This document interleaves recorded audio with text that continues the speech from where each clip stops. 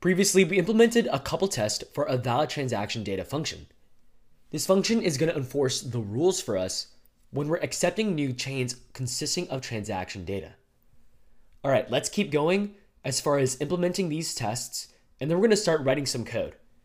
First up, let's complete the test where the transaction is a reward transaction, but the output map is actually malformed.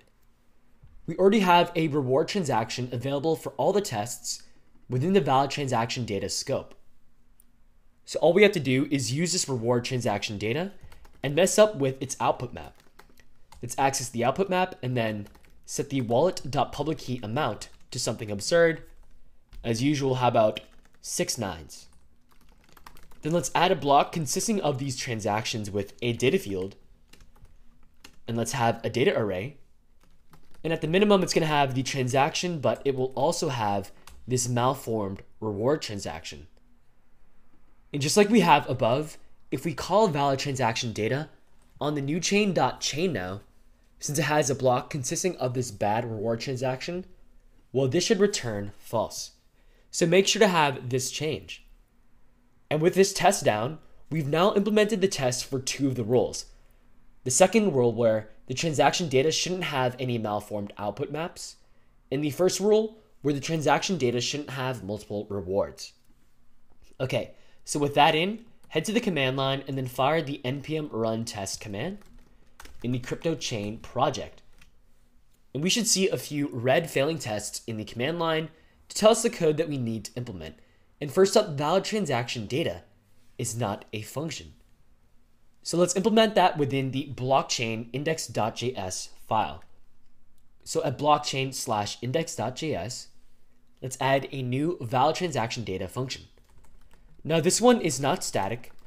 It would be a candidate, but one part of validating the cryptocurrency rules is that we want to make sure that wallet input balances are valid according to the blockchain history. But we shouldn't accept the blockchain history of an incoming chain. Otherwise, the new chain could fake that history as well. So we're going to validate the input balances based on an instance's own blockchain history, which is why we need this to be a non-static method. Let's pass in an object that contains the chain reference. And by default, we're going to have valid transaction data return true. So this should actually get rid of that first test, which is expecting the method to return true if all the transaction data is valid. So with a save of this, we should see one less failing test in the command line. And indeed, the only relevant tests are ones that check that it returns false. So in order for this function to return false in the relevant cases, well, we have to make sure that as we iterate through the blockchain, that we check that each block consists of transaction data that isn't breaking our rules. So first up, we're going to iterate through the chain. We're going to start at the index of 1 and then go up to the chain length. Now, the reason we want to start at index 1 is that we want to skip the genesis block. This allows us to get the block for each index of the chain at I. Cool. Now, the first rule that we want to enforce is that there should only be one reward per block. So let's declare a reward transaction count variable that we're going to increment every time we come across a reward transaction. So let's start this reward transaction count at 0. Cool. And next, we can look at every transaction in this block's data using a for let of block. So for let transaction of the block data, and we've done this kind of iteration before through the transactions of the blockchain history. And first up, we're going to check if the transaction that we're looking at is a reward transaction.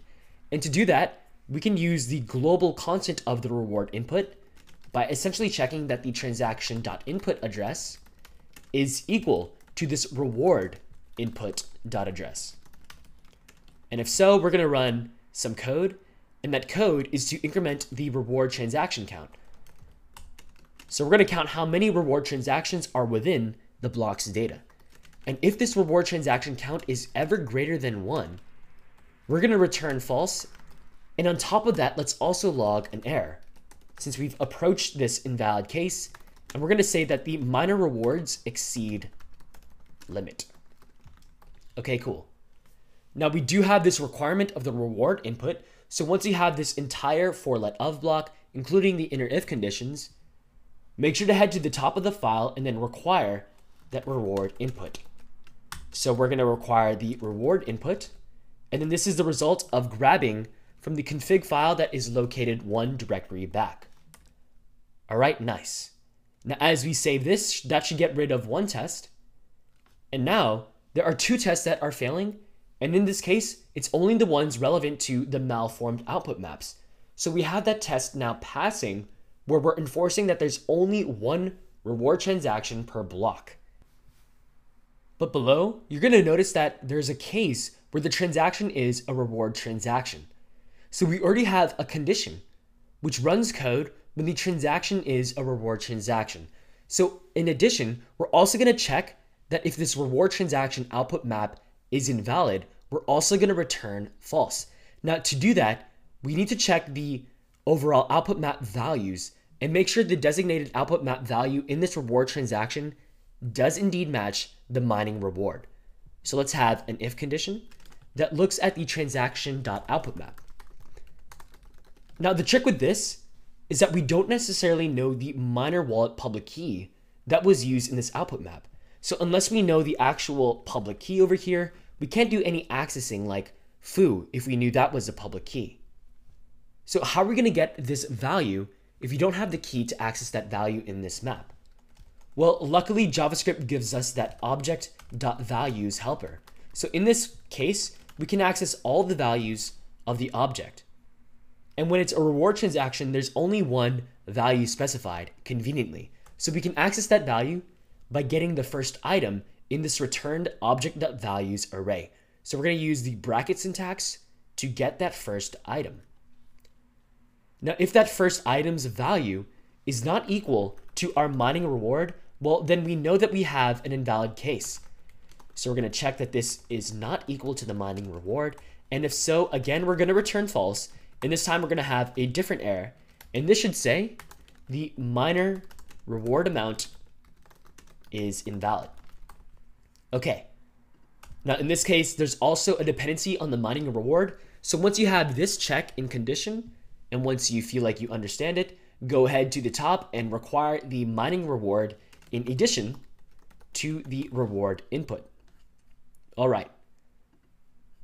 So with a save of this, we should find in the command line now that there should only be one failing test overall, and that is if a regular transaction has its output map malformed. All right, overall that isolates us to one test.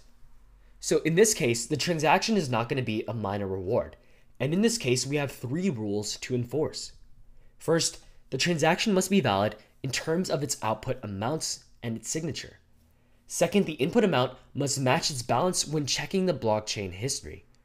And third, the transaction can already be present and exist in the blockchain history.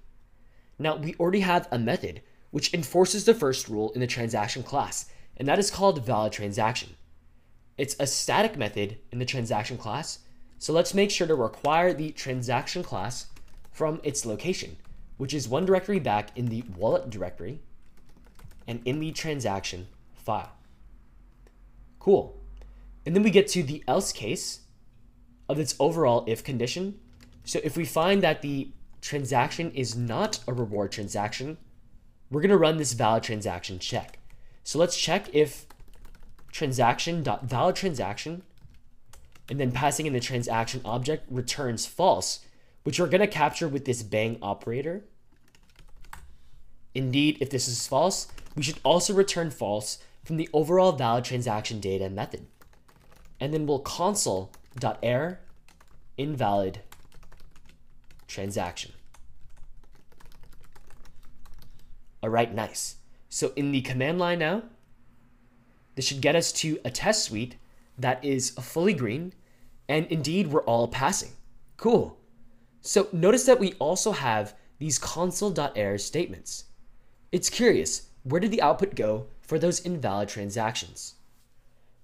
Well, if you investigate in the index.test.js file and you head to the replace chain group of tests, you're going to notice that there's this error mock field within this group of tests. And this is actually as a side effect now affecting our valid transaction data group of tests as well.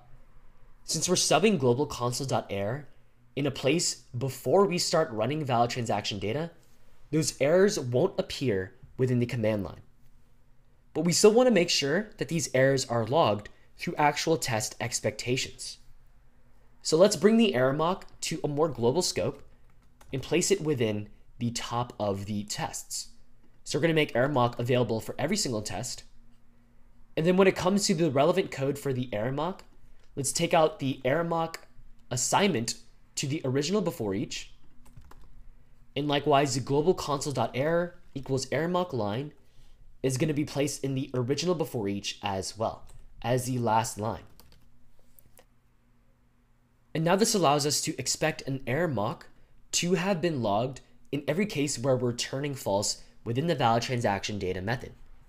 So within valid transaction data, if we have a block that says return false, we're also going to say and logs an error. And feel free to copy this entire line so that way it's easily replaceable. So in this case, we also want to say it returns false and logs an error. Cool. And in every place where it says it returns false, let's go ahead and substitute in that line. Great. And then I'll make sure that these statements are closed as well, so that way the syntax is valid. And then in addition, in the first place where it returns false and logs an error, we're also going to expect the error mock to have been called. So to have been called. And we're going to run the same thing after every place where the blockchain valid transaction data should be false. So that way we make sure that it logs an error. Now, as we save this, you'll find that the test screen, or rather the test suite, should be fully green, and indeed it is. And for parity's sake, let's make sure that an error mock is not called in the true case. So when it returns true, we're going to expect the error mock .not to have been called. And with that, we should now be making sure that the error mock is properly called and properly not called when it comes to returning true and returning false from valid transaction data. Nice. So with that, the first two rules have been enforced. Let's now get to the second two rules by validating the input balances and making sure the transaction is unique in the blockchain history.